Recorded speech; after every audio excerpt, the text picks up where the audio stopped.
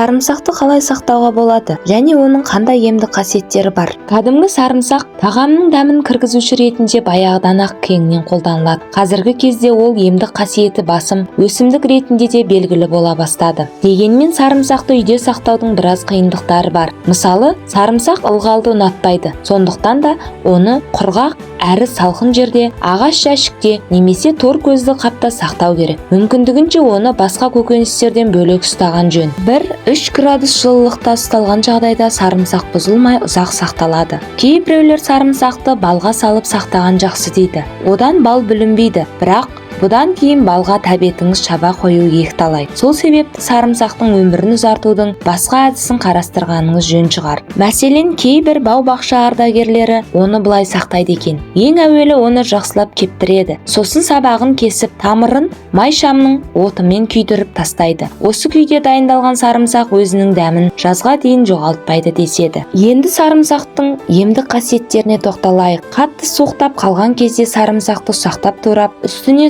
су құйып, сосын оның буымен дем алу керек. Тіс ауырған кезде сарымсақты қабығынан аршып алып, сонымен тістің қызыл етін сүрту қажет. Сүйел шыққанда ұсақталған сарымсақты азғантай балмен араластырып алып, әлгі жерге қалыңдап жағып, лейкопластырмен жапсырып тастаған жөн. Радикулит асқынып кеткен кезде сарымсақ пен қара шаңбырды, яғни черная редьканы үккіштен өткізіп алып, бір-бірімен жақсылап араластырып белге тарту керек. Тағы бір әдісі, ұсақталған сарымсақты жұқа дәкеге салып, қашан қыздырғанша белге тартып байлап қояды. Сосын оның орнына май жағып, жүн матамен орап тастайды. Гипертониялық аурулар кезінде қатарынан 2-3 күн 2-3 түйір сарымсақты ұсақтап турап алып, түнге қарай жеу керек. Сосын 2 апта үзіліс жасап барып, осы процедураны тағы бірнеше рет қайталау керек. Тұмаудың алдын алу үшін де, ауыра қалған жағдайда емдеу үшін де күніне 2-3 рет мұрынға сарымсақтың суын тамызған жақсы. Көкжөтел кезінде сарымсақтың суын азырақ көлемдегі шошқа майымен араластырып алып, мойынға